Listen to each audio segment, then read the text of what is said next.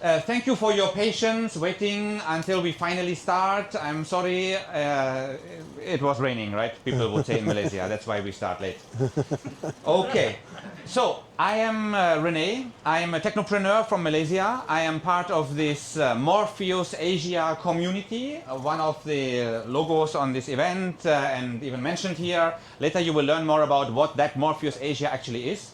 But firstly, I want to welcome all of you. I want to thank you for making it here, because the fact that you are here shows that you are interested in the new trailblazing, spearheading, newest thing around, the intersection of AI and blockchain. And that's what we want to talk about today, because one thing is cool, the other thing is cool, but when the things get combined, we get superpowers. And that's what we want to talk about today. So thank you so much, APU, for allowing us to have this event here. We were thinking this big thing, where can we do this one? Oh, we go to the biggest AI club and biggest blockchain club at the most premier technology university in Malaysia. That's why we are here. And thank you so much even to Associate Professor Dr. Eksan for supporting to host this one here. I don't want to talk too much now about myself and whatever, where I come from, all these things. Let's dive directly into it, because we wasted already a bit of time so that we can even finish in time later. The plan is mostly we will have a 40 minutes keynote session by our VIP speaker from US, Mr. David. And after that, another 40 minutes panel discussion session where I will moderate, ask a few questions to kickstart, and then you guys should please interact and ask questions to the panel later. And in between now, there will be a bit of introduction, like why we are here, and welcome from, for example, Professor Eksan. Maybe if I can ask you straight away to say a few words in the name of APU to welcome and kickstart the event on the formal note. Is that possible? Associate Professor Eksan. Yes. Thank you. Allow me to clip this one on your jacket. Sorry. Yes. Sorry. All right, thank you very much. Thank you very much, all guests who are here for such a short notice. And then I know that it's raining outside, and then there are some people who are stuck outside because of the rain. Just to let you know, we have got a remarkable response for this particular event, and quite a number of people who have registered for this event within such a short notice. Okay, I welcome all of the people who are participating, who are coming here for this particular event. Especially, I have to thank Mr. David Johnston, who's the blockchain and AI technology innovator, senior code maintainer at Morpheus, who's our chief guest for this particular session. So we welcome Mr. David, first of all.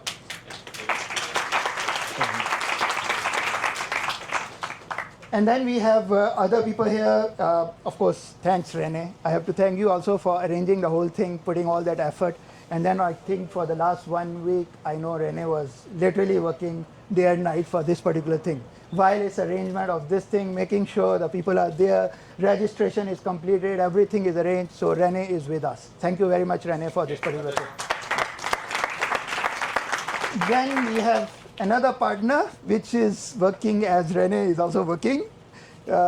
In terms of, you can see the posters here, you can see all these things here. The man behind that is Mr. Eric Chan, who's also done a remarkable job. Yeah. I have to thank very much. Just to let you know, Rene and Eric were here last week as well to just make sure that the things are properly arranged, and then we have everything finalized. All right, then we have here Datu Nathan. Datu Nathan is also coming here for a short notice. Thank you very much, Datu Nathan, and we really thank you and grateful to you and for coming here and then being participative for this such a remarkable event. Yeah. Then we have here Mr. Olaf van Winden, who is AI Art and Music Curator. Also, a real thank you to him as well.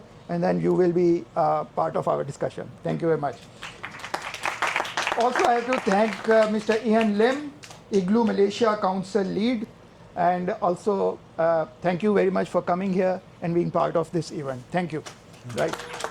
On top of that, also the David's team, whoever is coming with the David, I would like to thank all of you guys here as well. Just a bit of information about our APU's support for the blockchain programs. I would like to discuss here before I hand over the mic to Rene again. In APU, we are actually offering here a degree on FinTech. This is basically a BSc Honors in IT with a specialism in FinTech. Under this degree, under this program, we are offering our blockchain module. Now, currently, we are actually looking at the ways how to make this module into a specialism, and then later on how to make this specialism into a full-fledged program. So we are on the pathway. And then just before that, just to let you guys know, we had a meeting, a very successful meeting, and then our Deputy Vice Chancellor was involved, our head of school was involved, our blockchain teaching team was involved. So these guys were actually discussing how we can get assistance from Morpheus and other people who are here and present to get APU's blockchain program more streamlined. To be honest, we are offering the blockchain module, which is quite comprehensive, but what we are offering, everything is offered under one module flagship. So either it's architecture of blockchain, it's decentralized apps, it's programming, we talk about solidity, we talk about security and privacy concerns, we talk about different proof of work, proof of concept, all these things inclined to one module. But what we are looking here now, we are actually want to make it a launching pad where we can actually come up with each separate core module and then offer it under a specialism so that we can offer it BSc Honors in IT with a specialism in blockchain. So this is where we are heading to, or at least with a specialism in Web3, right? So we have a plan to offer this thing. We could be the first university in Malaysia to offer this thing. And again, as I mentioned to you, this is where the integration of AI and blockchain comes in. We have probably one of the largest number of AI students in Malaysia. In terms of our IT school setup, the computing and IT school setup, we are the biggest school in Malaysia, right? So we want to channelize these students' direction into blockchain as well. There is an industry demand, blockchain is a buzzword now, and then we have to work on these things so that we can offer this program to APU students, and then maybe because we are having around 50% international students as well, so it won't be actually serving for Malaysian market only, it will be serving for the international market as well. We have students from more than 130 countries, so which will show the diversity of our programs. All right, so I think this is just a brief introduction of what is our plan and what we want to do under this thing. This is probably the first step where we can actually discuss this thing in a seminar level, in a discussion level, in a panel discussion. So you are open to ask any question, clarify your doubts, and make sure when you go back from here, you all are fully equipped with the knowledge. Thank you very much. Have a good day.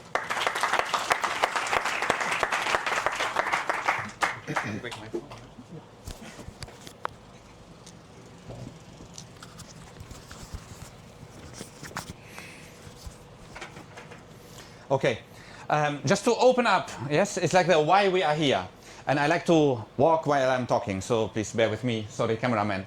So my friend Jeff McDonald from US asked the Grok or ChatGPT, actually he asked both of them a few days ago, tell me all you know about me, and by the way, analyze my persona and profile, and what do you think about my psychological disorders and whatever you think, tell me all you know about me. And he shared this output with me to kickstart the discussion about this data ownership and data privacy. And the output was really scary, telling actually, okay, I know your girlfriend's name is this one. You have a niece, this one name with that kind of medical condition, and you yourself are on these kind of drugs, and you are investing into these kind of things, now interested into putting that and this offshore investment, and so knows everything.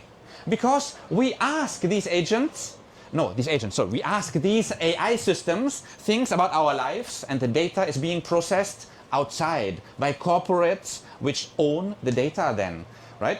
So just telling you, this is an interesting thing to keep in mind, that profiles about us are being built.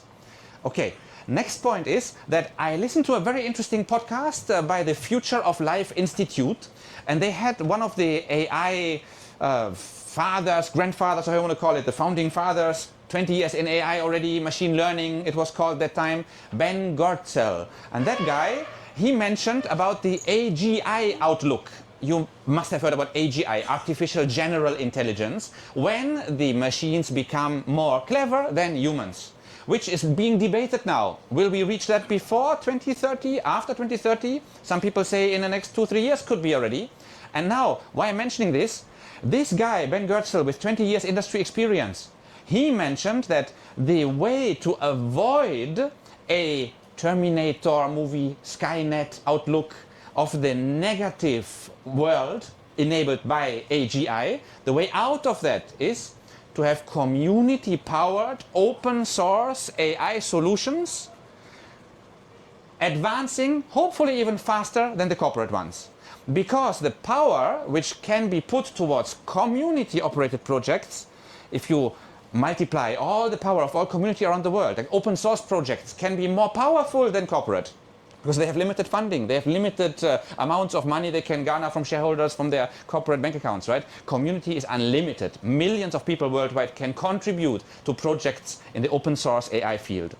Okay, and now what I want to mention is that we are now building the future, or for the future. We are not building for now. You know, the little chatbots replying to you, what's the president of something, and give you the answer, right? Like these things we are playing already for years with this one now. We are building the future, looking at these so-called agents, agentic AI, or smart agents, doing things for us.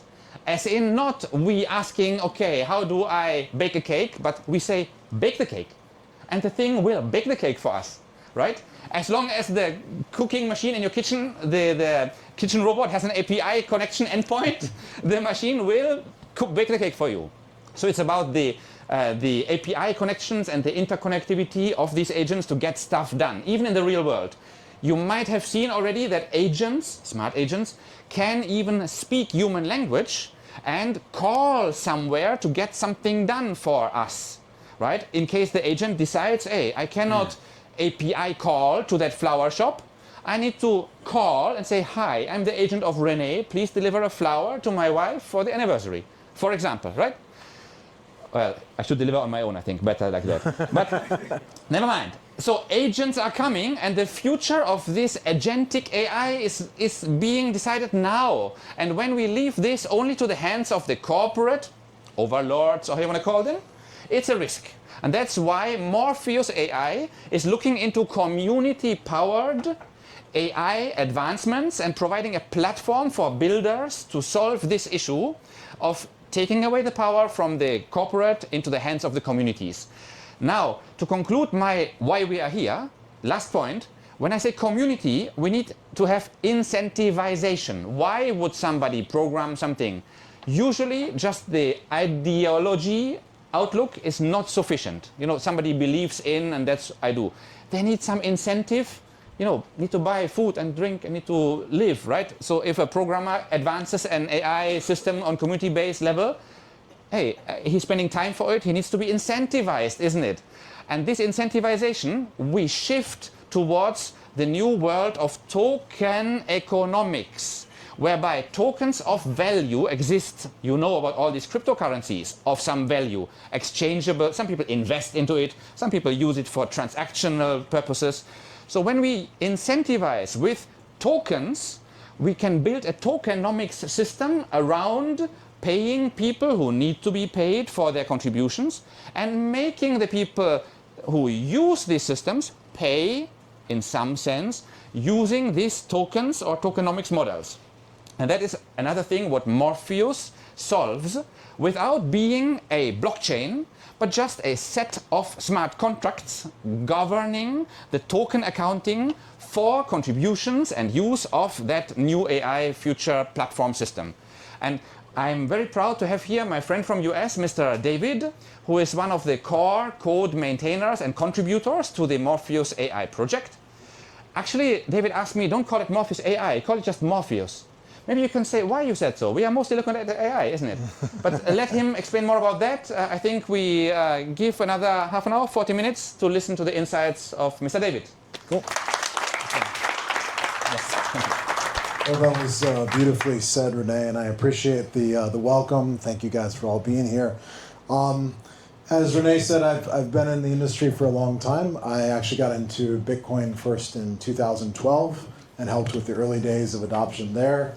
I was one of the reviewers of the Ethereum white paper, if you guys are familiar with the platforms for smart contracts, and helped bootstrap that community. But most people probably know me for creating the framework around decentralized applications. So if you've heard of dApps or that concept of using decentralized apps, I created that framework in 2013 and said, guys, let's adopt the best practices of Bitcoin and use it for these new projects. So it's been amazing to see the evolution of the industry from decentralized money to smart contracts, and now today we're going to talk about these smart agents. So I just sort of give that as a quick background, and I'll put a few slides up, but this is a presentation that I gave at Consensus a few weeks ago, the large cryptocurrency conference. And as Renee put it, you know, I don't want to live in a world where all of my intelligence is owned by some company or some government. I want a personal AI that I own, the data, the outputs. I mean, it's effectively becoming an extension of my own mind, right? And so just like you have a smartphone in your pocket and you take it no matter what job you go to or where you go in life, I think you're going to have a personal agent. And that's what inspired me when I read the Morpheus paper back in September of 23, is that core concept. Yes, I want to own my AI. That is so important. This is going to represent all of my memories, all of my ideas, my work product. Everything that I do will be part of my AI. So Morpheus, you can think of it effectively as that. My personal AI that is uncensored, that's unlimited, forever, right? And that's what we're gaining by connecting these AI tools into the blockchain tools. We're gaining personalization because I can connect my blockchain wallet with my AI. So as long as I have my private keys, I can control and take my AI everywhere I go. Because the models are open source, they're uncensored. No one can decide what information I get access to. I can have access to all the information. Because I can use the tokenomics system, it can be unlimited. As long as I own the token and stake the token, I can always access the inference. I never have a limit. Oh, my credit card expired and now I can't get my AI anymore. No, all that goes away. And then finally, forever, because it's on the blockchain, I'll always have access to it. Not just for a year or a few years, but as a developer, if you guys are builders or engineers, what's so exciting about on-chain technology is I can build on top of it and know it's going to be there tomorrow. Right? If you launch a smart contract on Ethereum, it'll be there next year and the year after, and so you can keep building these primitives and increasing the technology. And so Morpheus is effectively doing that for AI, and that's really the key. So yeah, I'll talk about this, idea of access for all. I've covered that a little bit. If you want to keep advancing, I'll go as the slides go. But I want to focus today on, how we get there. Because today, there are about 700 million people that use blockchain, right? And so we're just crossing into this mass market, the first billion people to use the technology.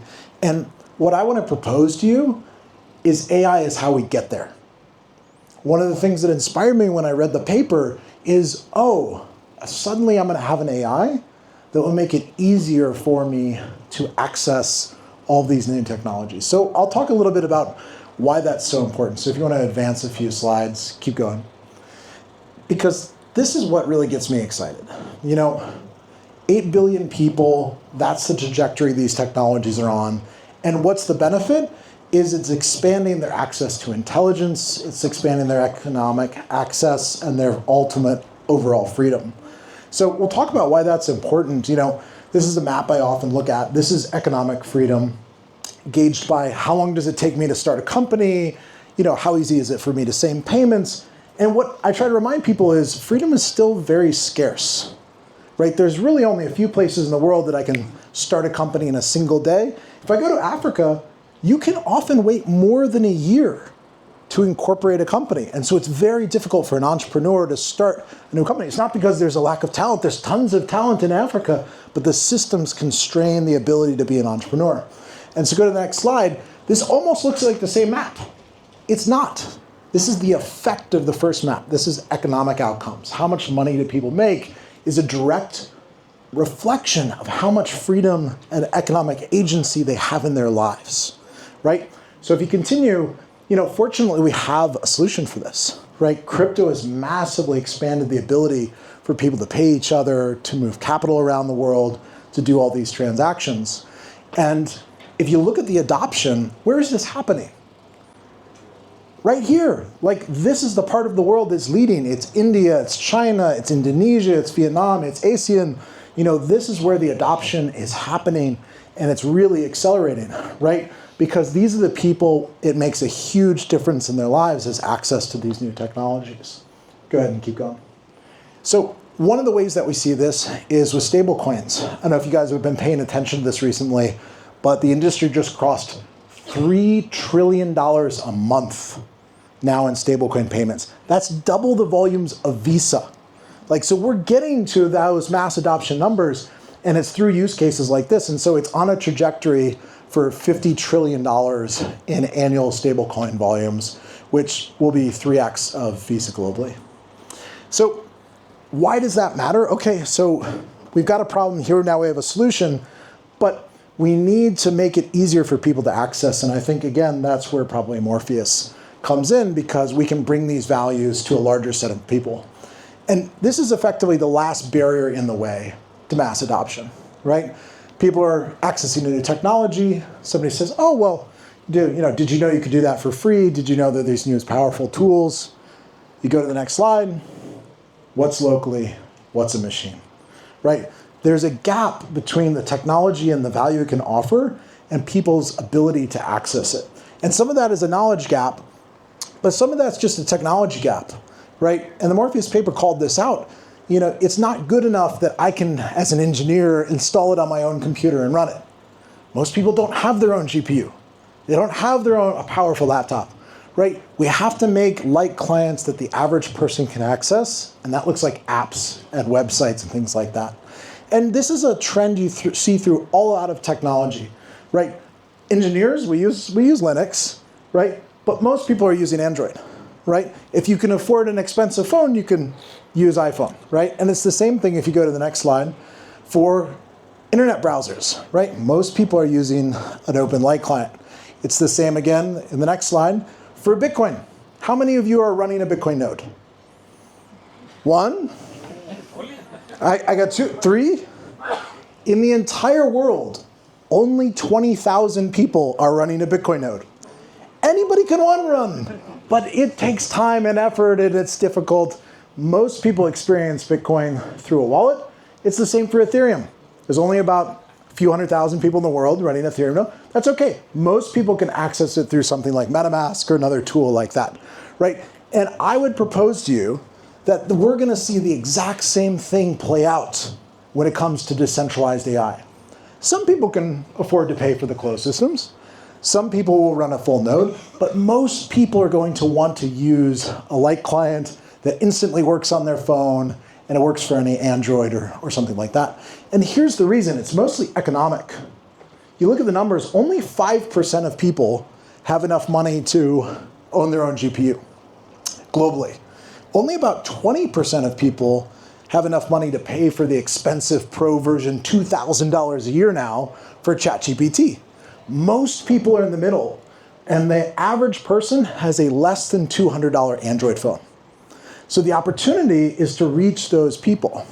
So that's where I think this is headed. Yes, you can run your own node. That's wonderful. Some people can pay for the expensive closed versions, but most people need to be able to access this from an Android and sort of have unlimited access, and that's where we're focused. So I want to talk more practically, because there's a lot of engineers in the room, about some of the tools and how you can build on this.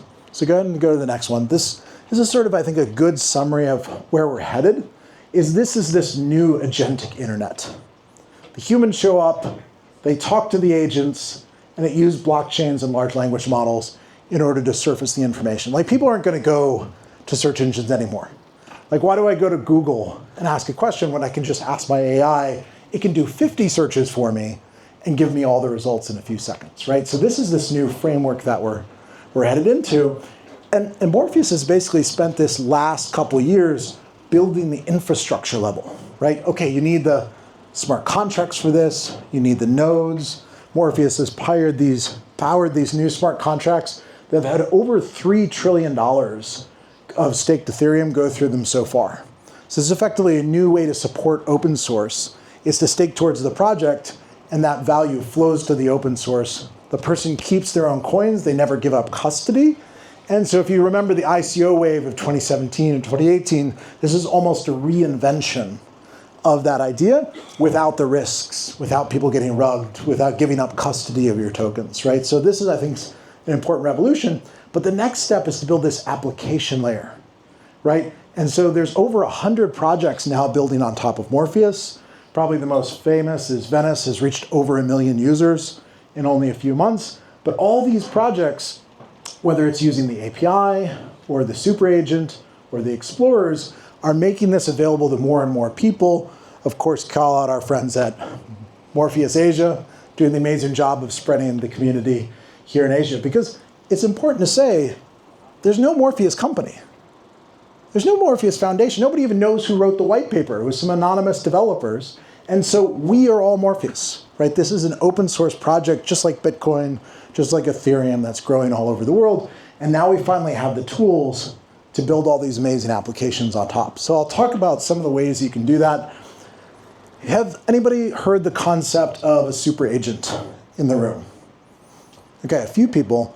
The key insight here is the average person's not going to talk to 100 different AIs, right? You're going to have one personal super agent. You're going to describe what you want to accomplish, and it's going to go and do it for you by coordinating with a bunch of different agents, right? So just like you don't randomly browse the web, you would go to an engine, right? And it would tell you what's the best website for something. It's a very similar concept. So part of the idea of Morpheus is it gives you this coordinator and discovery level. And so a great way to access this is something like the API on more.org. I'll give you guys a special link. So go to openbeta.more.org, and you can have unlimited access to the free open source models on Morpheus. And this has got Llama. This has got a lot of the top open source models. This just makes it a lot easier for the average person to access this technology. You don't have to write any smart contracts. You don't have to run a node. You can just use the API, and that makes it very easy. But here's where we're headed, right? There's a huge number of agents that people are building that do all these specialized tasks, right? Just like Renee was describing, you've got this whole ecosystem of people building specialized agents, and you need a place to publish them. You need a place to pay for them. And Morpheus is providing that marketplace as well, where it's easy to access all these different agents.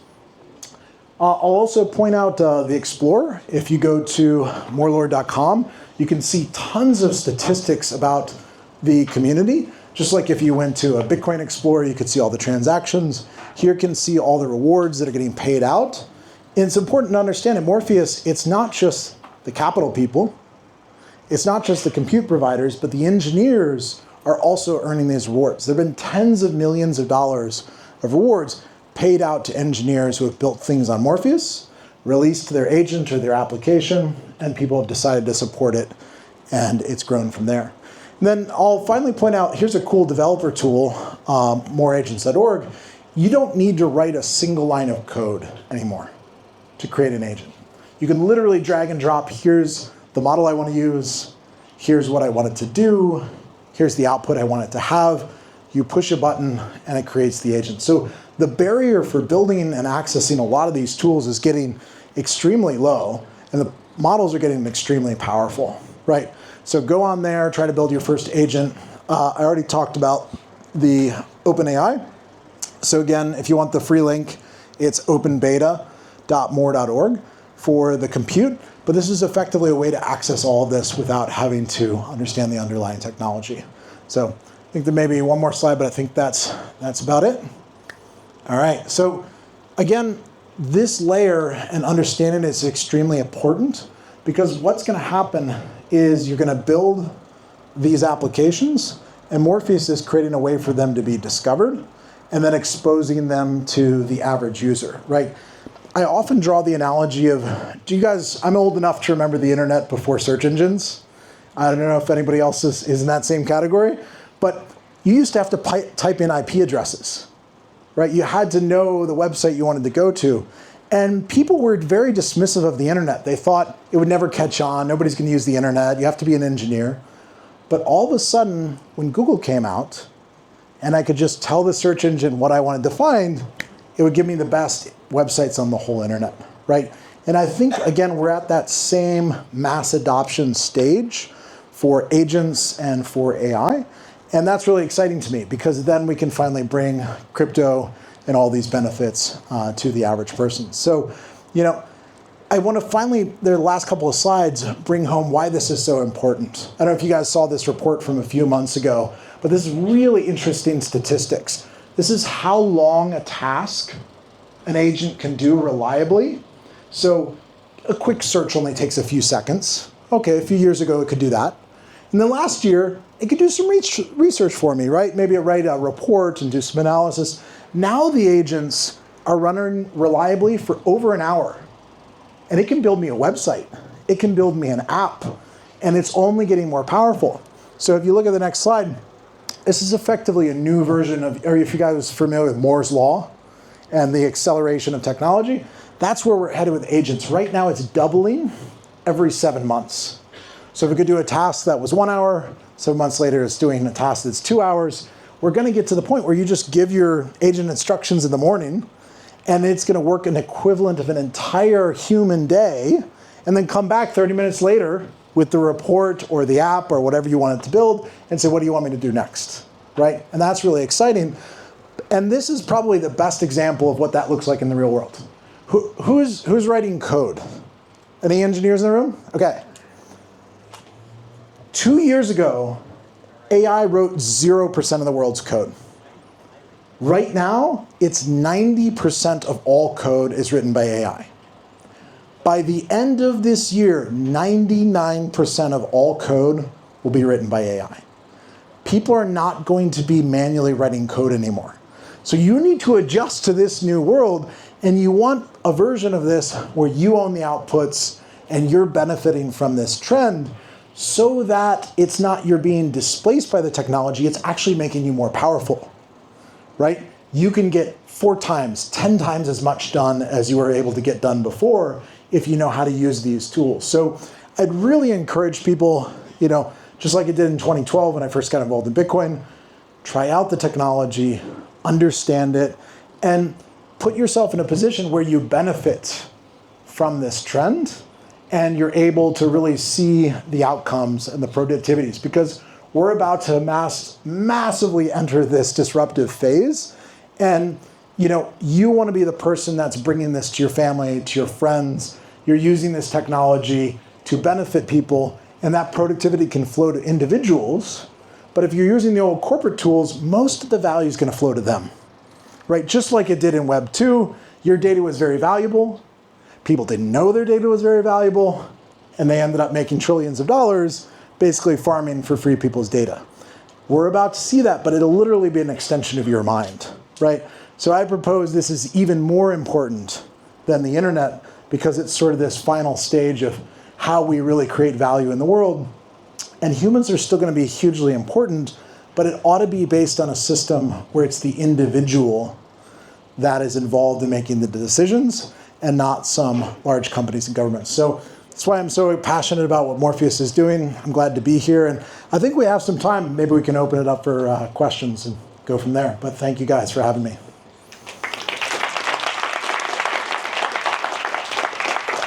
Renee, do we have a couple minutes? Yeah, we could do questions directly regarding this talk or regarding David first now. After that will be a panel session, yes? Sounds great. Great. Looks like we have a question in the back. Taco. How does anyone contribute to Morpheus?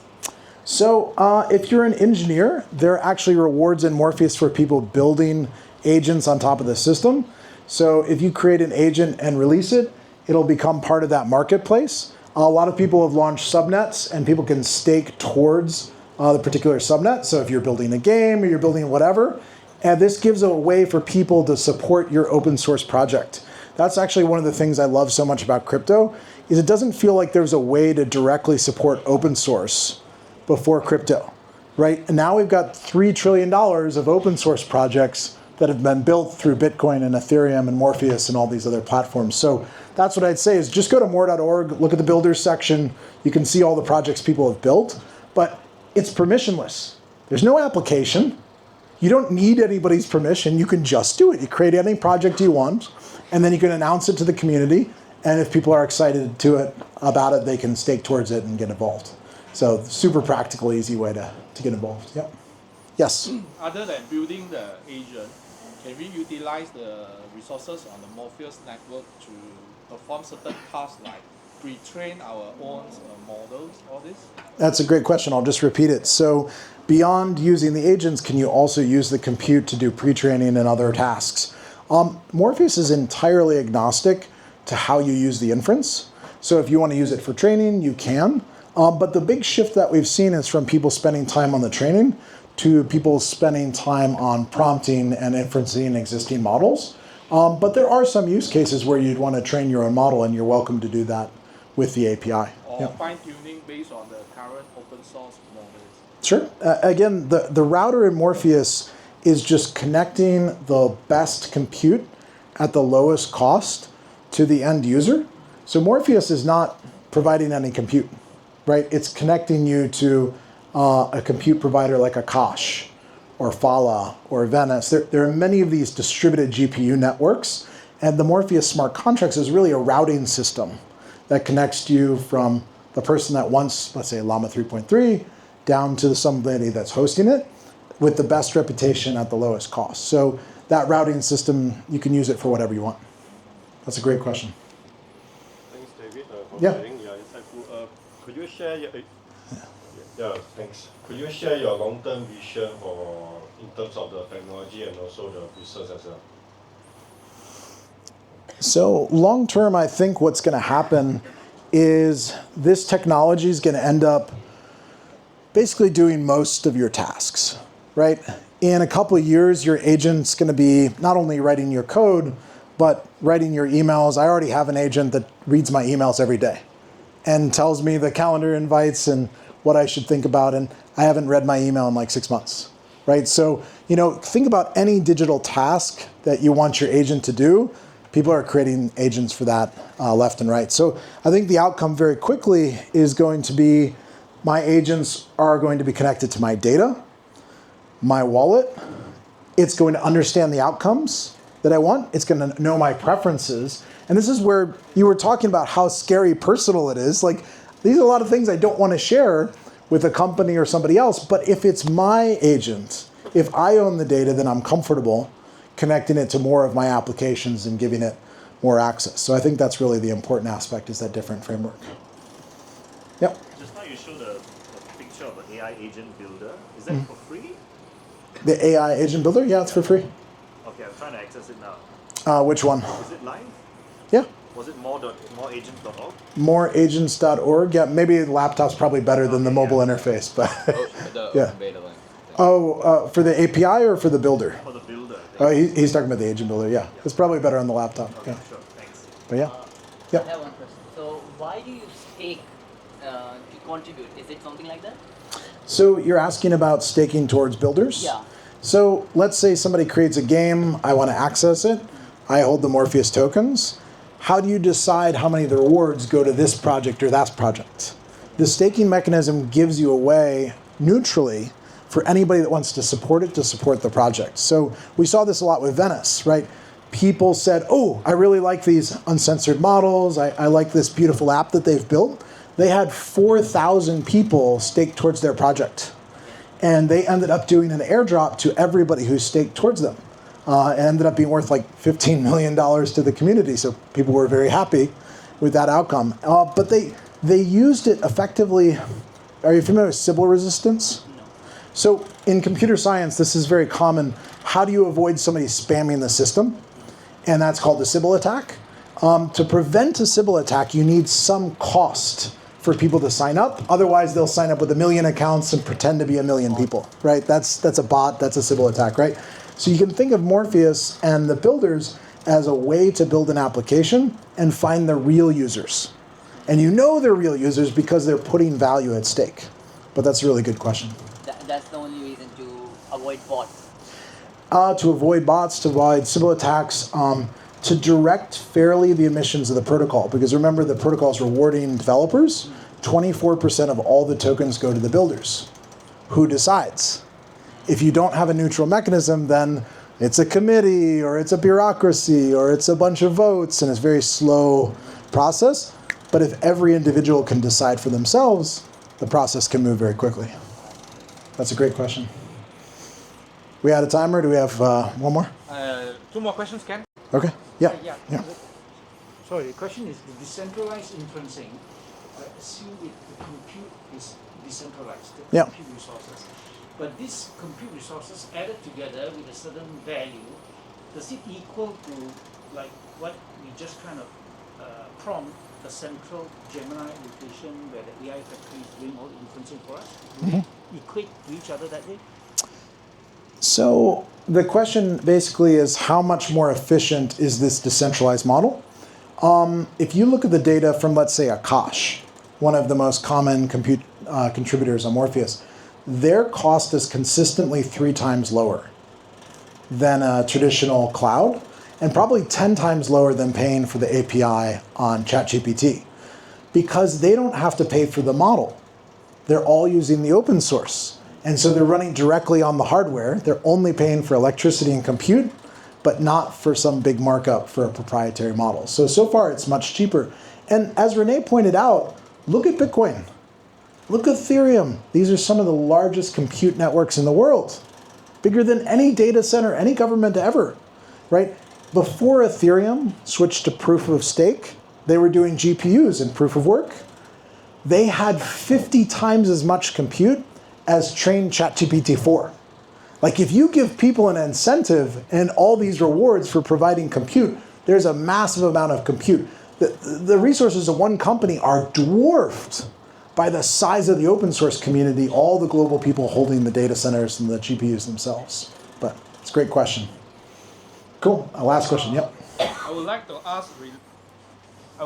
ask about the privacy. Does Morpheus able to enforce like privacy related, like when I inference, I send it some prompt, maybe I ask some sensitive questions or respond, which guarantee that because it may go into random nodes which process the inference, then the node owner may not able to access the data. That's a great question. On privacy, Morpheus gives you a lot of flexibility. It's not actually random. If you have a preferred provider, so there's groups like Fala that do the trusted execution environment. The new GPUs have the TEE built in, so they focus on the privacy. You can choose the compute provider. So it's just not randomly assigned. If you want in the router, you can decide, oh, I only want this compute provider or this option. So you can select a level of privacy. You can also run it locally. All the Morpheus is open source, and so the best privacy is if you run it locally on your own machine. But not everybody has enough hardware, so you could use somebody that's focused on privacy. And I think those tools will continue to improve, but Morpheus just lets the user decide. It doesn't force them into only privacy or other options. But I would point out how much better it is in the current state. OpenAI is literally monetizing your data. Yeah. They tell you they're giving you advertisements, they're selling your information, and they're training the next model. So anything is an improvement over the current set. But great questions. Thank you guys for the interactive session. We'll go from there.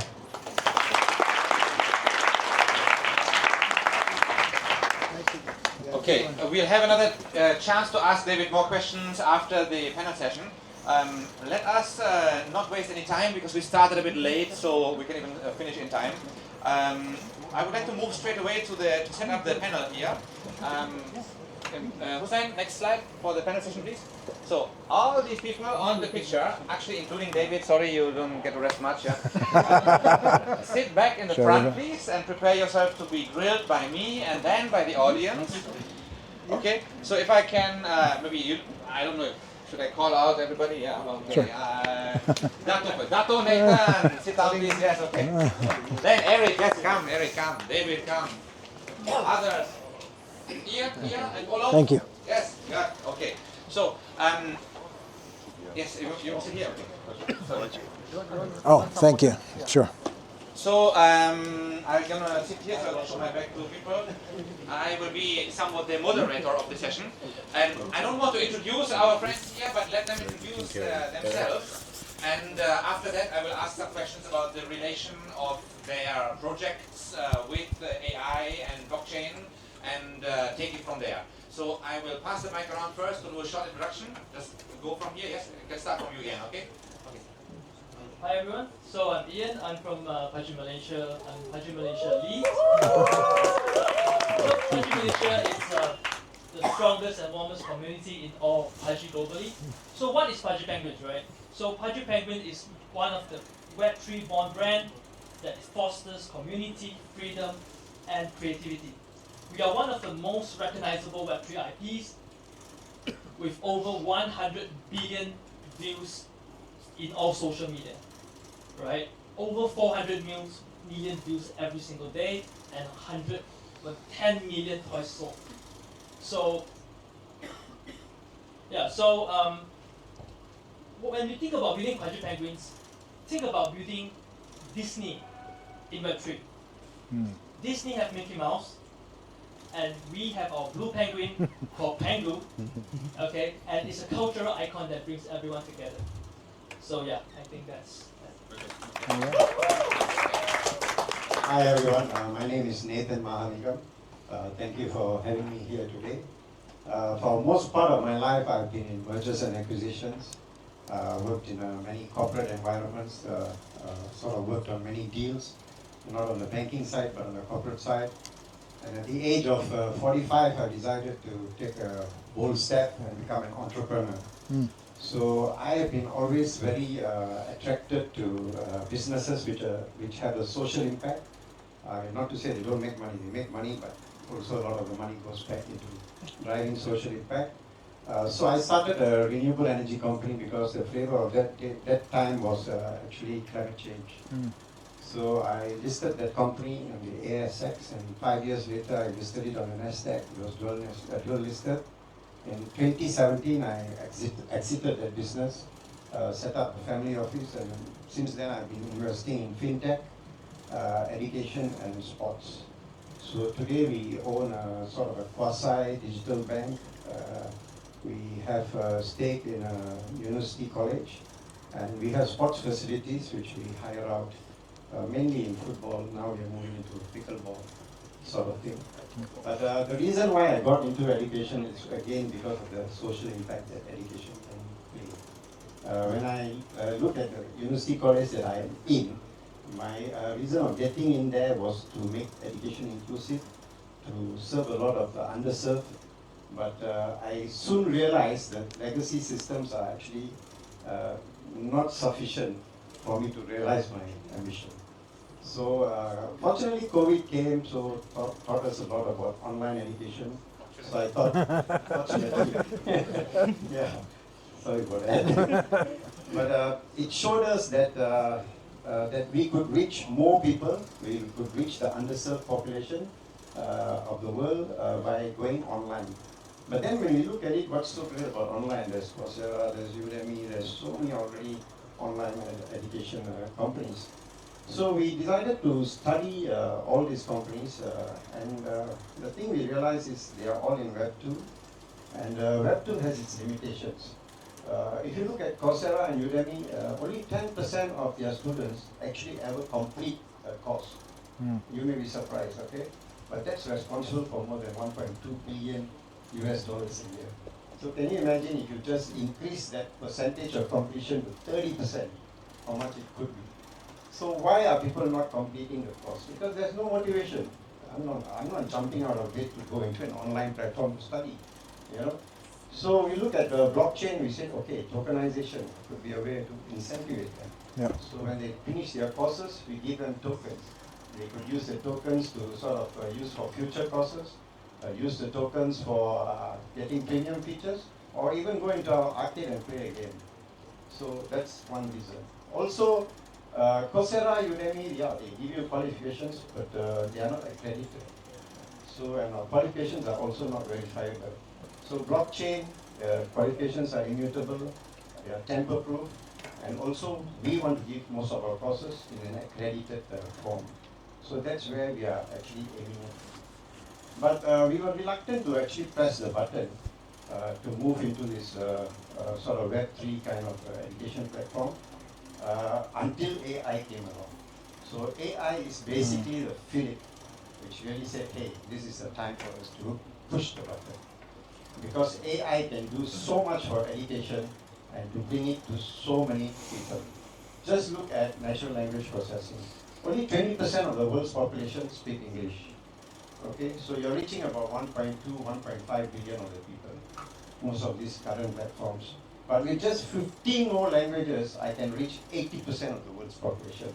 I could reach population in Africa, in Latin America, in the global south, where people don't have access to education because of language and because of affordability. So this is the reason why we are actually, we started a company called Learn 360, and today actually at maybe in 1.5 hours time, our ICO goes live, and we are raising money to actually roll out this program. So it's a very timely day today actually for me. And Learn 360, if you ask me, if Coursera, Duolingo, and crypto had a baby, that would be Learn 360. So that's basically what we're trying to do. We're trying to incorporate a lot of AI. And I'm glad today to meet David because I actually want to find out how we can work together. Thank you very much. All right. Given I just talked, I'll probably skip, other than on the personal side.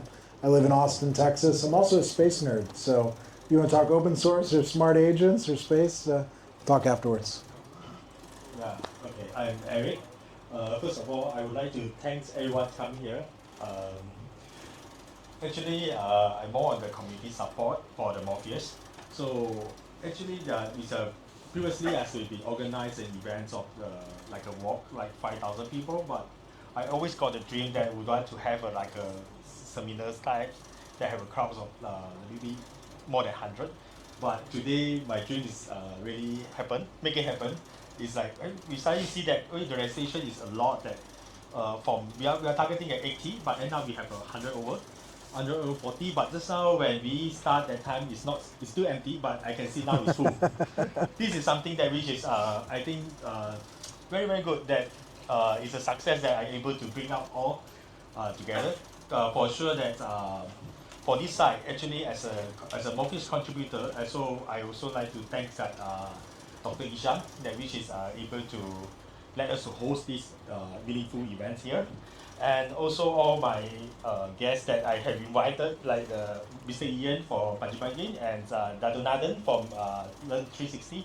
And for sure, this is David, which is he take the 24-hour flight, come because of this event. So this is my honor that, and also come here is we have a very the master of the AI art curator here, which is this is also about related on our AI project as well. Why? Because we will try to say, you can see this event is called SUPER DeAI. SUPER DeAI is not something that we don't say about AI, because DAI, decentralized AI. So I believe that just now David has explained what is called decentralized and the difference of the centralized. So I think this is very good.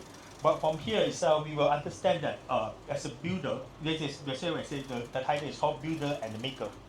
Builder, which is like means that people who code it and contribute the code and to build something, build application on top of that. But in fact, actually, like Morpheus actually have one of the program is called subnet. So the people who build it up, so they will be under the subnet program. Then the subnet program, actually they will come out with the application to let the end user or anyone to participate to bigger crowd or that.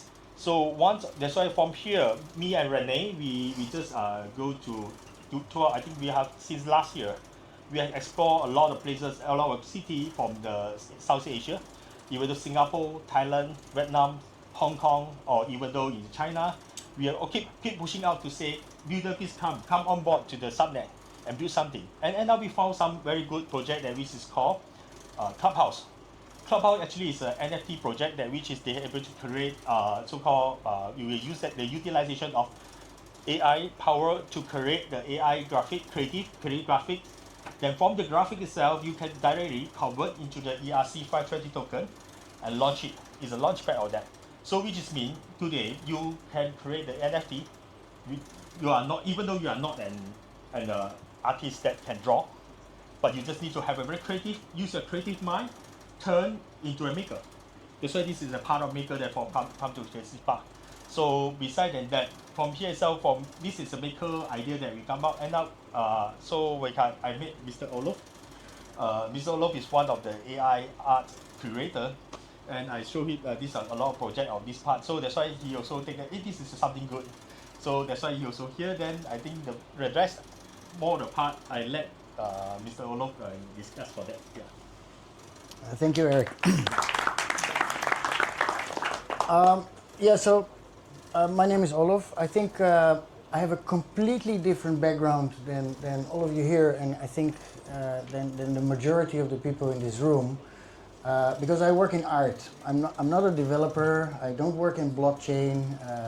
I am very interested in AI.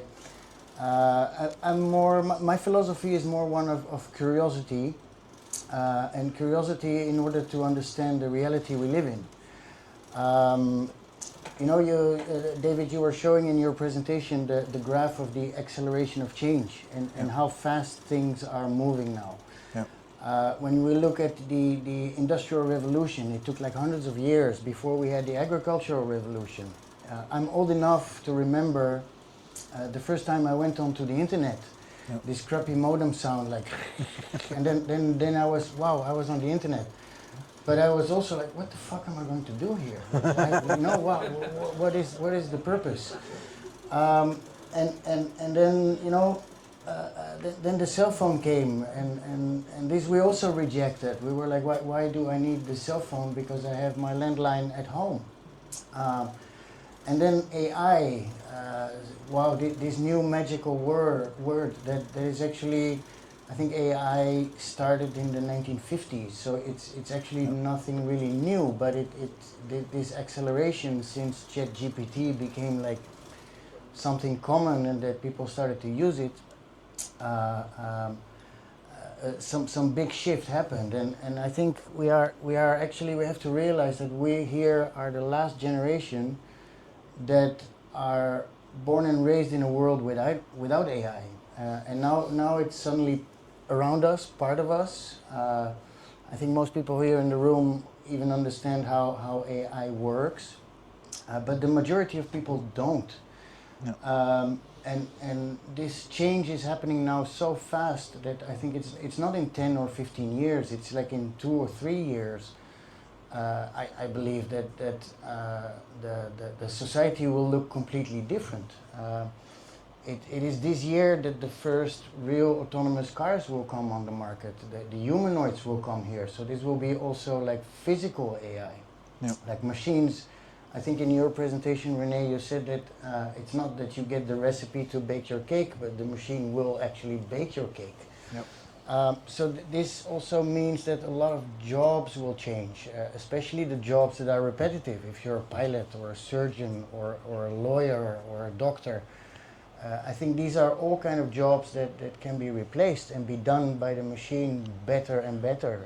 And I think this machine will at some point exceed our intelligence. I think that in these 2 to 3 years, the marginal cost of labor and the marginal cost of intelligence will also go to zero. Yep. When the robot will take over our jobs, that will create a completely different economy, and I think that's actually an economy of abundance. Yep. We are, in the past 100 years, we went to universities to get highly specialized in doing one job, but this robot will be able to do this job better. So how this all relates to art, I have a career from the early 2000s. I started working in the arts, and especially art, music, and technology. I saw that technology was also changing the arts. It started first with video art, and then came computer art, and net art, and multimedia art, and then new media art, and now we are here that artists are starting to use AI. I don't think, and I think especially creativity and art and empathy, these are things that machines will not be able to take over. And I think this is a crucial part in how we humans will approach this new kind of technologies. I think art also has the power to reach out to a large audience. Think of music, think of concerts, for example. And what I've always been interested in presenting art, and especially this part of art and technology, like we have to imagine all this terminology like media art, video art, net art, media art, whatever. The bottom line is what art does. And what artists do is reflecting on the society we live in. So it's very natural that they use this new technology to create also new forms of art, more as a tool than I think the artist will never be replaced. Because one fundamental thing, the AI hates mistakes, and art loves mistakes. So reaching out to a large audience, I think this is a responsibility that we all have, that it's not just for a couple of highly educated people in this world, but we need to educate the humanity as a whole, how this will influence our lives. After working long in this art world around the world, I was also director of the Netherlands Media Art Institute in Amsterdam and things like that. Then came the pandemic, and then I took my first sabbatical break. I was like, well, this is actually amazing. But then the pandemic stopped, and then we got this war in Europe that started with Ukraine. At the same time, I saw that actually Europe is quite going down the drain at the moment, and maybe it's also time that this Western dominance once stops. And we were looking for a place to relocate, and we discovered Southeast Asia and specifically Malaysia as a very interesting, with completely new energy and a lot of young people working in these new technologies and innovation and not so restricted by regulations that we have in the European Union especially. And I came here actually to have a nice retirement and to enjoy the good food and the nasi lemak and things like that, and the beautiful nature and the nice people. But at the same time I also realized that I have a huge network in this field of artists and creators. So instead of doing nothing and sit by the beach in the swimming pool, to use this network to engage and to give a platform to all these artists and creators. And then I met Eric, and then we started discussing of how can we reach out to a very large audience. And we are now thinking of doing a big event next year that maybe you will talk a bit more about. And I said, let's not make it too nerdy. Let's not make it just for all these professionals that already know each other and already own each other's business card. But let's reach out to kids, to older people, to a very large audience, and let's do it with art. So that's my introduction. Thank you. Okay, just want to add, actually you mentioned about various points, even the post-labor economics can be an interesting concept, and I would like to encourage all of you guys, this term is very interesting. After there won't be jobs anymore because AI takes it over, who will pay for social insurance and all this is very work-centric in our lives, right? So there is an interesting YouTuber or a professor, I think, is it? Ben Shapiro, is it a professor? Ben Shapiro. It's like he's talking about the post-labor economics in a 4 long sessions series online. Very worth a watch how the world will shift. And yes, Olaf, we are the last generation which is the pre-AI aware, right? Okay, now next point, excluding Eric and David, like how do your projects of the 3 of you, what you are doing right now, already to some extent use AI or maybe even de-AI?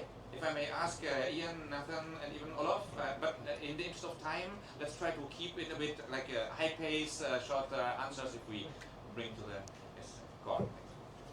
So I think AI levels the playing field for us, right? Especially Pudgy Penguins, like for example we use AlphaCat AI. So AlphaCat AI is a meme generation tool learned from all the Pudgy's art stuff. right? So everyone, even if you're a student or you're a full-time content creator, you can create on-brand, high-quality, viral content with a single prompt. I think that is a big difference maker for a lot of people, and we believe in the AI pathway. This for community as creators, right?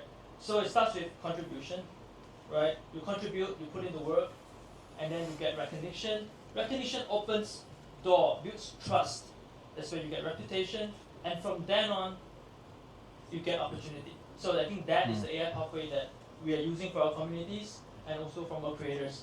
So, and also of course, decentralized AI. We're gonna look into it with Clubhouse. I think that will be a very interesting thing for us. Yeah, I think that's how we're using AI right now. So initially we will use AI